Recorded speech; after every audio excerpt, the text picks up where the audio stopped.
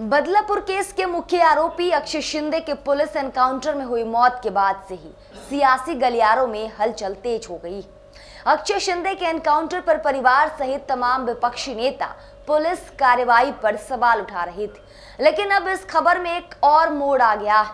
दरअसल बदलापुर एनकाउंटर पर बॉम्बे हाईकोर्ट ने महाराष्ट्र सरकार पर कई सवाल उठाते हुए पूछा, क्या आरोपी के सिर में गोली मारनी जरूरी थी? क्या हाथ पैर में गोली नहीं मारी जा सकती थी? नमस्कार, मैं हूं शारदा सिंह और आप देखना शुरू कर चुके हैं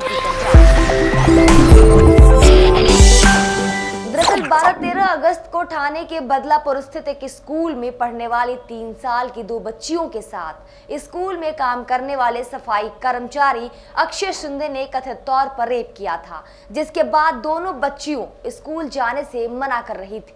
लेकिन जब पेरेंट्स ने जोर देकर पूछा तो बच्चियों ने घटना की पूरी बात बताई, जिसके बाद 16 अगस्त को बच्चियों के पेरेंट्स ने एफआईआर दर्ज कराई। उस समय इस घटना के बाद बदलापुर में जगह जगह विरोध प्रदर्शन भी हुए। उसी के बाद 17 अगस्त को आरोपी अक्षय को अरेस्ट कर लिया गया था।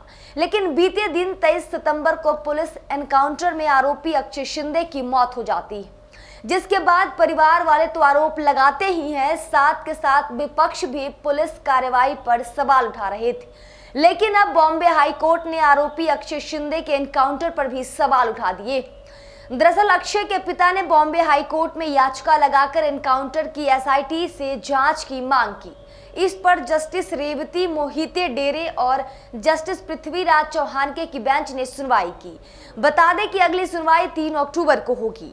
बहरहाल बॉम्बे हाईकोर्ट ने क्या कुछ कहा उस पर हम आगे चर्चा करेंगे, लेकिन यहाँ हम आपको ये भी बता दें कि एनकाउंटर के बाद पुलिस ने ये आरोप लगाया था कि आरोपी ने पिस्टल छीनकर 2 पुलिस कर्मियों पर फायर किया था, जिसमें एक गंभीर रूप से घायल हो गए थे और जवाबी फायरिंग में आरोपी मारा गया। बात यहीं खत्म नहीं होती है। पुलिस ने यह भी बताया कि अक्षय शिंदे ने 3 फायरिंग की है। एक गोली नरेश मोरे सब इंस्पेक्टर के पांव में लगी थी। तो इसी पर कोर्ट ने सवाल किया, तो आखिर 2 गोलियां कहां गई जो आरोपी अक्षय शिंदे ने चलाई थी? दरअसल इस पूरे एनकाउंटर में 4 गोलियां चली, एक पुलिस की तरफ से और 3 आरोपी की तरफ से, जैसे पुलिस ने बताया। तो कोर्ट ने भी सवाल किया कि कोई सबूत है बाकी के 2 गोलियां किधर गई?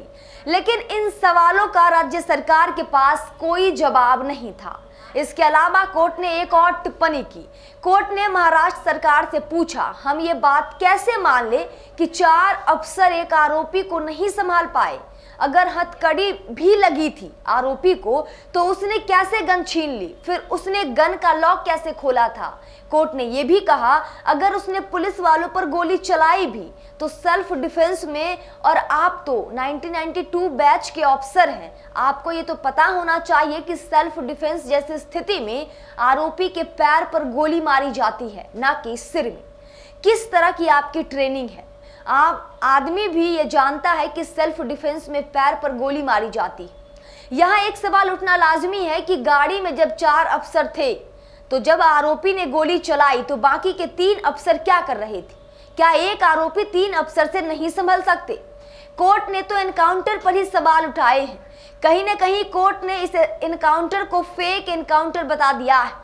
कोर्ट ने कहा, जैसे ही आरोपी ने ट्रिगर दबाया 4 लोग आसानी से उस पर काबू पा सकते थे, क्योंकि वो कोई बहुत मजबूत आदमी भी नहीं था।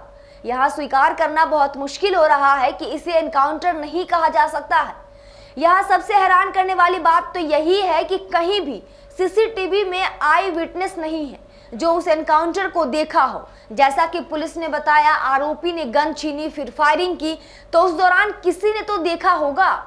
मीडिया रिपोर्ट की माने तो आरोपी को जब तलोजा जेल से ले जाया जा रहा था तब यानी कि उस दौरान रास्ते में कहीं भी गाड़ी रुकी ही नहीं थी। हालांकि राज्य सरकार ने कहा कि हमने यानी कि जिस रास्ते से आरोपी को जेल ले जाया जा रहा था उस रास्ते में पड़ने वाले सभी सरकारी और निजी बिल्डिंगों के फुटेज को सुरक्षित रखने को कह दिया गया है। हालांकि अब तक कोई फुटेज सामने नहीं आया है, लेकिन इस पूरे सुनवाई में एक इंस्पेक्टर जिसने आरोपी पर गोली चलाई उसके बारे में भी जानना बहुत जरूरी है। जिस इंस्पेक्टर ने आरोपी पर गोली चलाई थी उसने दाऊद के भाई को पकड़ा था। बदलापुर में स्कूल में बच्चियों से दुष्कर्म के आरोपी अक्षय पर गोली चलाने वाले inspector Sanjay Shinde Thane crime branch की एंटी एक्सटॉर्शन सेल के हेड रह चुके। वो एनकाउंटर स्पेशलिस्ट प्रदीप शर्मा की टीम में भी रह चुके। इसी टीम ने 2017 में अंडरवर्ल्ड डॉन दाऊद के भाई इकबाल कासकर को गिरफ्तार किया था। बॉम्बे हाईकोर्ट ने 19 मार्च को एनकाउंटर स्पेशलिस्ट प्रदीप शर्मा को आजीवन जेल की सजा सुनाई थी। उन्होंने 2006 में गैंगस्टर छोटा राजन के करीबी के फर्जी एनकाउंटर मामले में दोषी माना गया था। प्रदीप शर्मा की टीम के एनकाउंटर की कहानी पर डॉक्यूमेंट्री रिलीज भी बन चुकी। संजय शिंदे के खिलाफ 2012 में इंक्वायरी भी हुई थी। 2012 में 2 हत्या मामलों का आरोपी विजय प्लांडे पुलिस हिरासत से भाग निकला था। वो जिस एसयूवी से भागा था उसमें संजय की वर्दी भी मिली थी। वो साल 2000 में भी किडनैपिंग केस में विवादों में आए थे। फिलहाल इस वीडियो में इतना ही। लगातार पुलिस कस्टडी में एनकाउंटर की खबरें आती रहती हैं, लेकिन इस एनकाउंटर पर आरोपी के परिवार सहित विपक्ष ने भी सवाल उठाए। इसके अलावा बॉम्बे हाई कोर्ट ने भी इस एनकाउंटर पर सवाल उठाए। बॉम्बे हाई कोर्ट के उठाए सवाल पर आप क्या सोचते हैं? कमेंट सेक्शन में हमें जरूर बताएं।